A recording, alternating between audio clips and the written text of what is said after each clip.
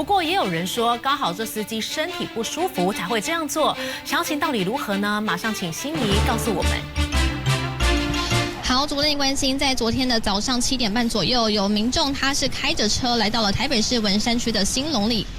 路一段，原本停等红灯的时候呢，就发现了前方一辆新兴客运的公车，不但是整辆车停在机车停等区之外，甚至还连续闯了红灯。当时是有民众路途经过，就担心可能会发生危险，因此事后这名驾驶紧急的把行车记录器给 PO 上网，那么立刻也引起了大批的网友讨论。事后就有网友说了，当时因为这名他司机身体不舒服，因为在开车的期间没有好好的喝水，因此后续导致说是有横纹肌溶解的状况。那么事后也已经送医来进行后续的治疗了。不过对此我们实际来询问新兴客运，目前他们都还表示说还在了解当中，到底是不是因为身体不舒服，还是其他原因导致，都还有待进一步调查厘清。那么以上是现场最新情形，先把时间镜头交还棚内。